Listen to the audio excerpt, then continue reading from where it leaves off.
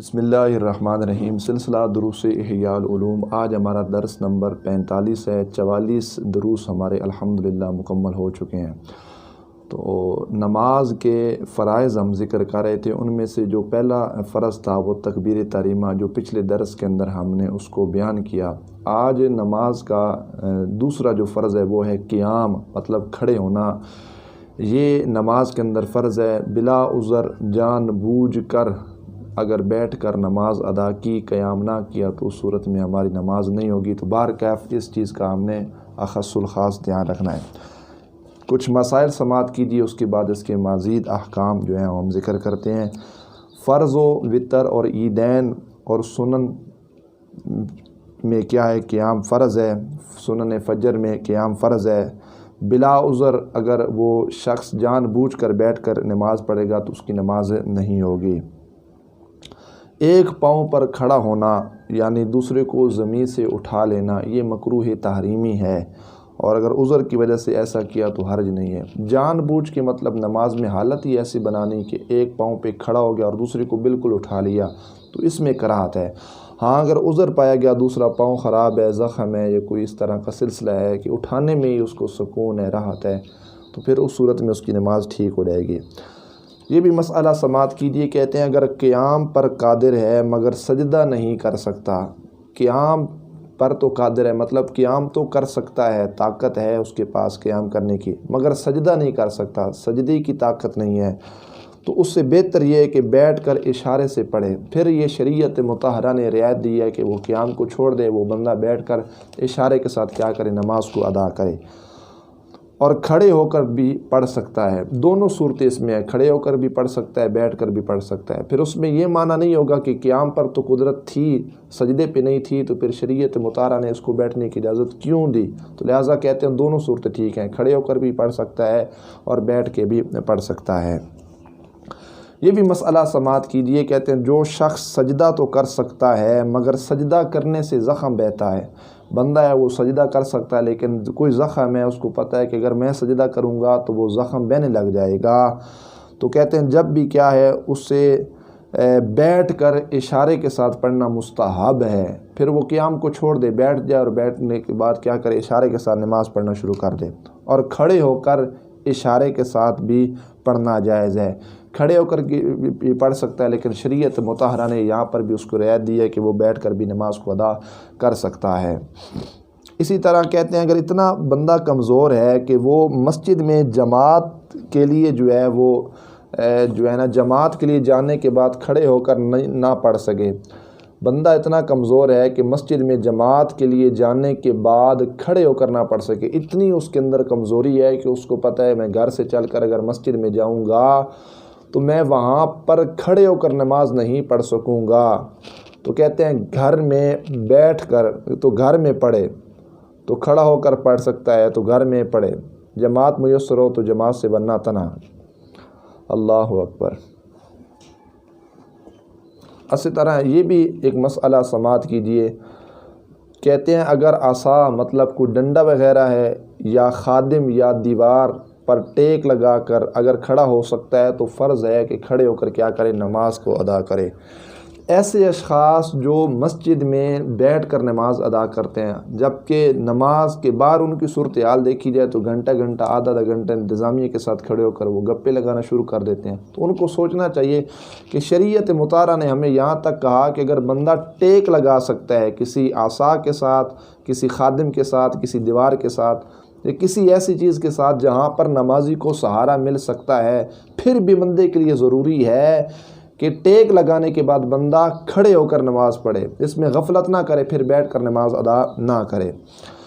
آج کل عموماً یہ صورتحال میں بڑی ہی کمزوری پائی گئی ہے کہ تھوڑی سی تکلیف ہونے کے باوجود ہم بیٹھ کر نماز پڑھتے ہیں، تو ایسا ہرگز نہیں کرنا چاہیے، بلکہ کوشش حتی الامکان کی جائے جہاں تک ممکن ہو، اس کا جسم ساتھ دیتا ہے، کھڑے ہو کر ہی نماز کو ادا کی جائے۔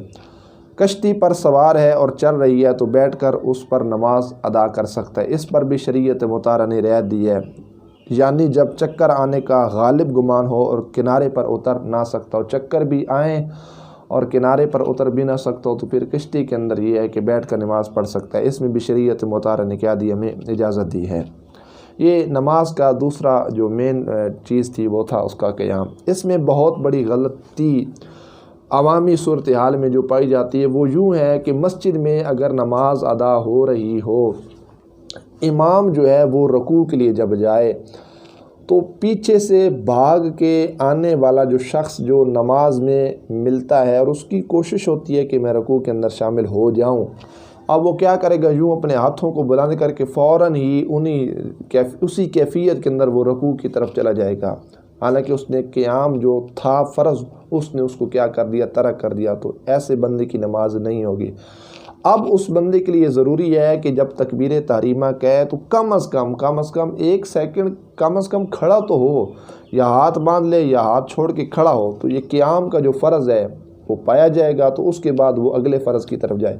رکوع جاتا ہے چلا جائے، لیکن رکوع اور رکعات کو ملنے کے لحاظ سے اس شخص نے قیام جیسا ایک عظیم فرض چھوڑ دیا، تو کیا فائدہ پھر اس نماز ادا کرنے کا۔ تو بہرحال ایسے حضرات جو نماز میں شرکت کرتے ہیں، رکوع میں ملتے ہیں، ان کو احتیاط کرنی چاہیے کہ تکبیر تحریمہ کے لیے ہاتھ اٹھانے کے فوراً بعد وہ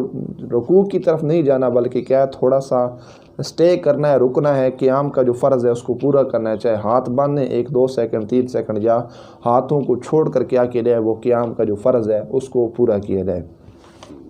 یہ نماز کے ہو گیا 2 فرض، ایک ہو گیا تکبیر تحریمہ اور ایک ہو گیا نماز کا قیام۔ آگے ہے نماز میں قرات کا کرنا، یہ بھی نماز کے اندر فرض ہے قرات کا کرنا، لیکن اس میں یہ ہوگا کہ سورہ فاتحہ کے بعد قرآن مقدس، قرآن مجید، قرآن رشید میں کوئی ایک بڑی آیت یا 3 چھوٹی آیات، جس طرح انا اعطیناک الکوثر فصلی لربک وانحر ان شانئک هو الابتر، پڑھ لی تو نماز ہو جائے گی۔ اگر کوئی بڑی آیت ہے تو اس کو ایک ہی آیت پڑھنے سے نماز بارکیف ادا ہو جائے گی۔ اچھا، یہ مسئلہ تو ضرور ہے کہ جو بھی جماعت ہو اس میں پہلی 2 رکعتوں کے اندر امام جو ہے وہ بلند آواز کے ساتھ جو ہے قرات کرے گا، چاہے وہ مغرب کی ہو، عشاء کی ہو یا فجر کی نماز ہو، اور آخری چاہے ایک ہو، جس طرح مغرب ہے یا عشاء ہے اس میں آخری 2 بجتی ہیں، تو اس میں کیا کرے گا، وہ آہستہ انداز میں قرات کرے گا۔ اب ایک شخص ہے، اس نے اکیلے طور پر کیا کرنا ہے، نماز ادا کرنی ہے، تو کہتے ہیں جو ایسا شخص ہے جو اکیلا ہے، جس نے نماز کو ادا کرنا ہے، تو اس کے لیے اختیار ہے، چاہے تو کیا کرے، بلند آواز کے ساتھ قرات کرے، چاہے تو کیا کرے، آہستہ انداز میں کیا کرے، قرات کرے۔ کہتے ہیں بلند آواز سے اگر قرات کرے گا تو وہ اپنی ذات کے حق میں کیا ہوگا، امام ہے۔ اگر آہستہ انداز میں کیا کرے، قرات کرے، تو اس کے لیے یہ بات تو ہے نا کہ جب وہ آہستہ قرات کرے تو پیچھے کوئی سننے والا تو نہیں ہے، خود ہی ہے، تو خود اس کے کان سماعت کر رہے ہیں، دل اس کو سن رہا ہے، تو ٹھیک ہے، یہ کافی ہو جائے گی۔ تو بہرکیف ایسے حضرات جو اکیلے طور پہ نماز پڑھتے ہیں ان کو اس میں اختیار دیا گیا ہے۔ مغرب و عشاء اور فجر کی نماز کے اندر بلند آواز سے قرات کا حکم، اور اس کو نبی پاک علیہ الصلوۃ والسلام کی جمیع امت تا قیامت یہ لوگ اس پر عمل کیوں کرتے رہیں گے، اور اس کا سبب کیا ہے کہ ظہر و عصر کے اندر قرات کو آہستہ کیوں رکھا گیا، مغرب و عشاء فجر کے اندر قرات کو بلند کیوں رکھا گیا۔ اس کے میں کہتے ہیں مین وجہ اس کی علماء نے یوں ذکر کی ہے کہ مشرکین و کفار، مشرک لوگ اور کافر، وہ کیا کرتے، زور اور عصر میں خاص طور پر آ کر مساجد کے آس پاس شور کرنا شروع کر دیتے، اور جان بوجھ کے نہ اسلام کے خلاف اور کوئی نہ کوئی پراپوگنڈا کرتے یا کوئی نہ کوئی بکواسات کرتے، تو جس سے قرآن کریم کی جو قرات تھی اس پر بہت اثر پڑتا تھا۔ تو اس لیے یہ حکم لازم ہوا کہ زور اور عصر کے اندر آہستہ پن جو ہے وہ قرات کی جائے، تاکہ ایسے لوگ جو پروپیگنڈا کرنے کی کوشش کرتے ہیں، مسلمانوں کو خراب کرنے کی کوشش کرتے ہیں یا بکواسات کرتے ہیں، تو ان کا اثر اللہ کے قرآن پہ نہ ہو۔ تو اس لیے جو ہے نا یہ ایک طریقہ کار اختیار کیا گیا کہ زور اور عصر کے اندر یہ جو ہے نا آہستہ انداز میں قرات کر لی جائے۔ رات کی جو نماز ہے یعنی مغرب، عشاء اور فجر میں الگ ترتیب بلند آواز سے قرات کا حکم دیا گیا۔ کہتے ہیں ان نمازوں میں چونکہ مشرکین کفار ادھر ادھر ہو جاتے ہیں، مغرب میں وہ کیا کرتے ہیں، اپنے پیٹ بھرتے ہیں، شراب کرتے ہیں، شراب نوشی کرتے ہیں اور حرام خوری میں مست رہتے ہیں۔ ان کی اس مصروفیت کہ وہ شراب نوشی کرتے ہیں، مغرب کے ٹائم وہ کھانا کھاتے ہیں، حرام کھاتے ہیں، تو یہ مصروفیت دے کر مسلمانوں کو اجازت دی گئی کہ مغرب کے اندر قرات کو بلند آپ کر دیں، تاکہ قرات کے اندر کسی لحاظ سے کوئی فرق نہ ہو، نہ کوئی تانا دینے والا ہو۔ جو اشخاص حرام کھانے کے اندر مشغول ہوں، پھر ان کے پاس کیا فرصت کہ وہ مسلمانوں کے قرآن کے اندر کیا کریں، خلل ڈالیں۔ عشاء اور فجر میں خواب غفلت میں مدہوش رہتے، عشاء اور فجر کا جو ٹائم ہے اس میں وہ آرام کرتے، تو اس لیے مسلمانوں کو حکم دیا گیا کہ مغرب اور عشاء کے اندر کیا بلند آواز کے ساتھ قرات کریں۔ تو یہ اس کا جو مین سبب ہے، مین جو چیز ہے وہ رکھی گئی ہے۔ اسی طرح امام جمعہ شریف اور عیدین کی نمازوں میں بلند آواز کے ساتھ کیا کرے گا، قرات کرے گا، کیونکہ یہ بلند آواز سے قرات کرنا یہ باقاعدہ طور پر روایات کے اندر ثابت ہے۔ اچھا، اس میں ایک اور مسئلہ یہ ہے کہ مصلی نماز ادا کرنے والا جو شخص ہے وہ دن کے نفل میں نماز میں کیا کرے گا، اخفا کرے، مطلب دن کے جو نوافل پڑھیں گے تو اس میں آہستہ انداز میں کیا کی جائے گی، قرات کی جائے گی، جبکہ جو رات کے نوافل ہوں گے اس میں نمازی کو اختیار دیا گیا ہے، مطلب چاہے تو وہ بلند آواز کے ساتھ قرات کرے یا کیا کرے، آہستہ انداز میں کیا کرے، قرات کرے۔ امام پر واجب ہے کہ جمعہ اور عیدین کی نمازوں میں کیا کرے، بلند آواز کے ساتھ قرات کرے، اس میں بھی یہ حکم ہے۔ اب اس کا اطلاق یہ نہیں ہوگا کہ کوئی کہے کہ زور میں منع کیا گیا تو پھر یہاں پر بھی منع ہے، چونکہ اس کا جو سلسلہ ہے جمعہ شریف کا وہ بھی تو زور کے وقت میں ہے، اور عیدین کا سلسلہ چونکہ سورج نکلنے کے بعد ہوتا ہے تو پھر اس وقت بھی کافر مشرک گھوم پھر رہے ہوتے ہیں۔ تو اس کا جواب یہ ہے کہ اس میں شریعت مطہرہ نے ہمیں اجازت عطا کی ہے، اور اس میں باقاعدہ روایات موجود ہیں۔ امام بخاری کے علاوہ بیشتر محدثین نے روایت نقل کی ہے کہ نبی پاک صلی اللہ تعالی علیہ وسلم قرات کرتے عیدین میں اور جمعہ شریف کے اندر سبح اسم ربک الاعلیٰ وحل ادا کا، یہ جو ہے نا آیت قرآن کریم کی سورت سبح اسم ربک الاعلیٰ، یہ نبی پاک صلی اللہ تعالی علیہ وسلم اس کو پڑھا کرتے تھے۔ تو ایک اور شخص حضرت عمر رضی اللہ تعالی عنہ نے پوچھا کہ نبی پاک صلی اللہ تعالی علیہ وسلم عیدین میں کون سی صورتیں پڑھتے تھے؟ تو انہوں نے جواب دیا کہ سورہ قاف، اقتربت الساعہ، یہ نبی پاک علیہ السلام عیدین کے اندر کیا کرتے، ان کو بلند آواز کے ساتھ ان کی قرات کیا کرتے تھے، چاہے عید الاضحیٰ ہو یا عید الفطر ہو۔ تو اب صحابہ کرام علیہم رضوان کو یاد ہے کہ نبی پاک علیہ السلام یہ صورتیں پڑھتے تھے، تو اس سے یہ بات بھی ثابت ہوئی کہ سرکار عیدین اور عیدین کے اندر کیا کرتے، بلند آواز کے ساتھ کیا کرتے، قرات کرتے تھے۔ اس کے علاوہ مزید جو ہے اس حوالے سے، قرات کے حوالے سے یہ بات بھی آپ ذہن میں رکھیں، اور یہ مسئلہ بھی آپ ذہن کے اندر رکھیں کہ سفر کے اندر جب بندہ ہو تو سفر میں کہتے ہیں سورہ فاتحہ کے ساتھ آپ جو چاہے مرضی صورت ملا لیں، اس میں آپ کو اختیار دیا گیا ہے۔ پھر اس میں یہ نہیں ہوگا کہ آپ نے کوئی بڑی قرات کرنی ہے یا لمبی ہی قرات کرنی ہے۔ تو سفر کے اندر کیا ہوگا، جتنا مطلب وہ کیا ہے، آپ کا دل چاہے، آپ کا دل مانے، آپ اتنی قرات، مطلب چھوٹی 3 آیات اگر آپ پڑھنا چاہیں تو پڑھ سکتے ہیں، بڑی 1 آیت اگر پڑھنا چاہیں تو وہ آپ پڑھ سکتے ہیں۔ اس کی دلیل کیا ہے؟ نبی پاک صلی اللہ تعالی علیہ وسلم سفر کے دوران فجر میں معوذتین یعنی کہ قل اعوذ برب الفلق اور قل اعوذ برب الناس یہ پڑھا کرتے تھے۔ یہ سفر کے اندر فجر کی نماز کے اندر نبی پاک علیہ السلام پڑھا کرتے تھے۔ اب سفر کے اندر ہیں 2 حالتیں، علماء کہتے ہیں صورت مسئلہ یہ ہے، اگر کوئی شخص سفر میں ہو تو اس کے سفر کی بنے گی 2 صورتیں۔ پہلی تو یہ ہوگی کہ اس شخص کو چلنے اور کوچ کرنے کے لحاظ سے جلدی ہو، یا دوسری صورت یہ ہے کہ جلدی نہیں ہو بلکہ وہ آرام سے کیا کرے، سفر کرنے کی اس نے نیت ہو، اور آرام سے اس کو پتہ ہے کہ میں نے یہاں پہ سٹے کرنا ہے۔ تو کہتے ہیں اگر پہلی صورت یہ ہے کہ اس کو سفر کے لحاظ سے جلدی ہے، اب جس طرح جدید دور میں یہ ہے کہ یہاں سے اگر کوئی میاں والی سے لاہور سے کراچی جانے کی کوشش کرے، یا کسی بڑے شہر سے کسی اور شہر کی طرف جہاں پہ مسافر کا جو سفر کا اطلاق ہے وہ پایا جاتا ہے، اس صورت میں یہ ہوگا چونکہ گاڑیاں ہیں ان حضرات کی، اور بعض ڈرائیور حضرات تو اجازت دیتے ہیں کہ آپ نماز ادا کریں، وہ خود کہتے ہیں کہ ہم نے آدھا گھنٹہ یہاں پہ رکنا ہے، ہم نے اتنے ٹائم یہاں پہ رکنا ہے، اور اسی بہانے سے وہ ہوٹل پہ کھانا وغیرہ اور جس طرح معمول ہوتا ہے سارا وہ سسٹم ہوتا ہے، تو پھر وہ گھنٹہ آدھا گھنٹہ نماز کا بھی دیتے ہیں، تو پھر اس میں ہے کہ بندہ آرام سے نماز ادا کر سکتا ہے۔ لیکن بعض مقامات پہ ایسے ڈرائیورز بھی ہوتے ہیں کہ جن کو کہا جاتا ہے بار بار کہ حضرت رکیے، ہم نے نماز کو ادا کرنا ہے، ڈرائیور نہ خود نماز پڑھتے ہیں، نہ کیلنڈر پڑھتے ہیں، نہ ان کا اس طرف ذہن ہوتا ہے گاڑی روکنا اور لوگوں کو نماز کی ترغیب کے حوالے سے اور باقاعدہ اہتمام۔ تو یہ سلسلہ اگر کم ہو اور جلدی ہو کہ گاڑی چل نہ پڑے، تو پھر اس صورت میں ہے فجر کی نماز ہی کیوں نہ ہو تو اس میں کیا قل اعوذ برب الفلق قل اعوذ برب الناس پڑھی جا سکتی ہے۔ اگرچہ اس میں حکم یہ مستقبل سے کہ فجر کے اندر نماز میں قرات بلند کی جائے، لیکن اگر گاڑی چلنے کی جلدی ہو یا سفر میں کوئی جلدی ہو، گاڑی تو اپنی ہو لیکن ویسے خود انسان جلدی میں ہو، کہیں اس نے جلدی پہنچنا ہو اپنے لحاظ سے، تو پھر اس صورت میں بھی یہ رعایت دی ہے، آپ تھوڑی سی قرات بھی کر سکتے ہیں۔ تو نبی پاک علیہ السلام نے کیا کیا دوران فجر قل اعوذ برب الفلق قل اعوذ برب الناس۔ ابو داود میں ہے، ایک صحابی رسول صلی اللہ تعالی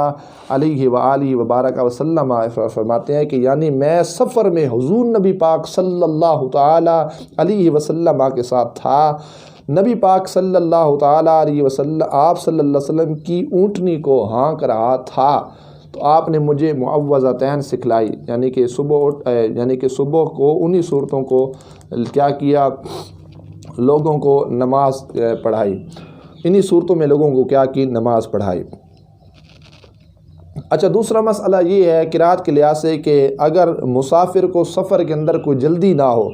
اطمینان اور سکون کے ساتھ چلنے کا ارادہ ہو، تو اس صورت میں اس کے لیے حکم یہ ہے کہ وہ فجر کی نماز میں سورہ بروج، اذا السماء انشقت جیسی صورتیں پڑھے، اور بحالت حضر مطلب جہاں پہ انسان رہتا ہے، جہاں پہ اس کا مسکن ہے، اگر وہ مسافر نہیں ہے تو فجر کی دونوں رکعتوں میں سورہ فاتحہ کے علاوہ، الحمد شریف کے علاوہ فجر کی نماز میں جو قرات کی جائے وہ کتنی ہے، کہتے ہیں 40 یا 50 آیات پڑھیں۔ 10 آیات اور 12 آیات پر مقتدی گھبرا جاتے ہیں کہ امام صاحب نے بڑی لمبی قرات کر دی فجر میں، جبکہ ہمیں فقہ کیا کہتی ہے، مستحب کیا ہے، سورہ فاتحہ کے علاوہ 40 یا 50 آیات پڑھی جائیں فجر کی نماز کے اندر۔ 40 سے لے کر 60 تک کا بھی قول ہے کہ 40 سے لے کر 60 تک آیات بھی فجر کی نماز میں پڑھی جائیں، اور 60 سے لے کر 100 تک کی روایات بھی موجود ہیں کہ 60 سے لے کر 100 آیات تک بھی فجر کی نماز میں قرات کی جا سکتی ہے۔ اچھا، اس میں علماء نے کیسے تطبیق دی ہے کہ اس کو کس انداز میں مطلب لیا جائے کہ کیا پتہ امام نے 100 جو ہے نا آیات پڑھنی ہے، 40 پڑھنی ہے، 40 سے 60 پڑھنی ہے، تو تطبیق اس میں یوں دی کہ اس کو لوگوں کی حالت پہ محمول کیا جائے گا۔ کہتے ہیں کہ اگر کوئی اشخاص ایسے ہیں جو قرات میں دلچسپی رکھتے ہیں، شوق رکھتے ہیں قرآن مقدس کا، تو ان کے لیے 100 آیات پڑھے امام۔ اگر کاہل لوگ ہوں، سست لوگ ہوں، تو کاہلوں کے ساتھ 40 آیات پڑھی جائیں، سست ہیں تاکہ وہ زیادہ ہی سست نہ ہو جائیں، تو یہ ایسے افراد جو سست ہیں ان کے لیے 40 آیات پڑھی جائیں۔ متوسط لوگ جو درمیانہ طبقہ ہے ان کے لیے 50 سے 60 آیات فجر کی نماز میں قرات کی جا سکتی ہے۔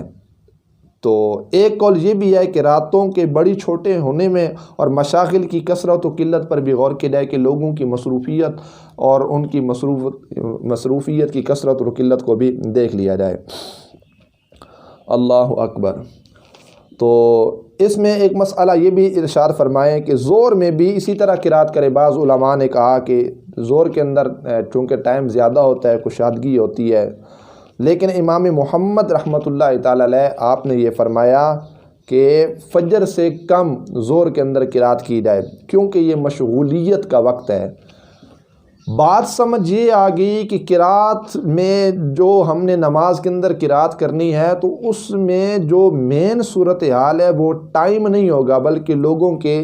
چیزوں کا خیال رکھا جائے گا۔ جس طرح فجر میں میں نے عرض کیا کہ کاہل ہوں تو پھر کتنا سست لوگ ہوں، شوق رکھنے والوں کے لیے کتنا جو درمیانہ طبقہ ہوگا، تو یہ لوگوں کی حالت پر کیا ہے محمول ہے۔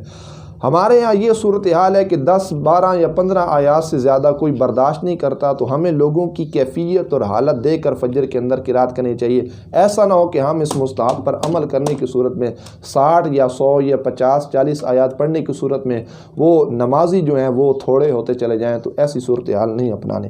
تو بہرحال امام محمد نے بھی یہ کہا رحمۃ اللہ تعالی علیہ کہ زور میں چونکہ مشغولیت و مصروفیت کا وقت ہوتا ہے، تو لہٰذا اس اکتاہٹ سے بچنے کے لیے اس میں جو ہے نا فجر سے بنسبت کم جو ہے وہ قرات کی جائے۔